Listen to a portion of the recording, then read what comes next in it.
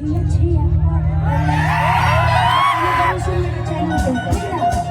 लगा के आराम से छोड़ में जाके नगर रात में। हाँ, दरवाजा पे बजाना है तो सोनू का सिकरिया बजाइए। हाँ, कौन सा गाना आप लोग बोल रहे हैं? 32 GB वाला लास्ट में होगा, अभी कार्यक्रम खत्म होगा, अभी तो बहुत चलने वाला है। दूसरा बोलिए, धनकुट्टी वाला। ये जाई छियो ससुरा जानो बाय बाय बाय तुम्हें हमारा खातिर हाय हाय अरे जिया के पड़तो तोरा आया हमारा भी। ये गाना के कहानी से सबका पता चल रहा है कि गाना में की कहानी है। एगो लड़का लड़की के प्यार भ जाय छै, लड़की के शादी सेट भ जाय छै तो लड़की लड़का से कहै छै देख छोरा जते दिन प्यार मोहब्बत लिखल रहलो उतना देर हम कहियो हमर बियाह दोसर से तय हो गेलो, तू हमरा से बात उत मत करिए, मिले के कोशिश नहीं करिए। तो लड़की कहती है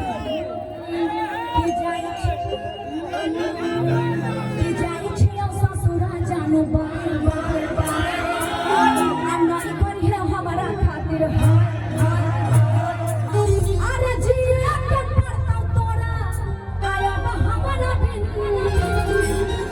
रे छोरा अरे जिया के पड़तो तोरा आया हमारा बिन।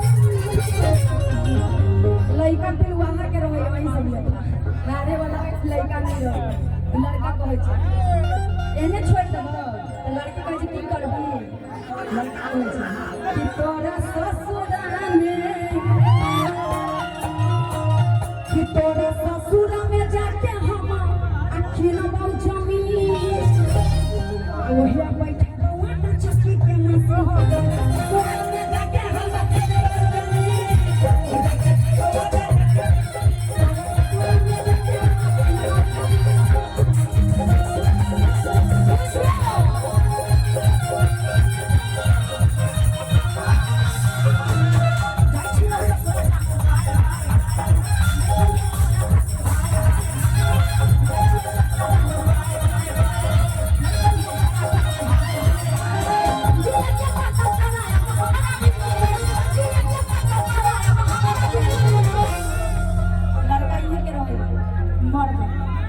मर्द को किसी भी उम्र में प्यार हो सकता है, आपको भी हो जाएगा।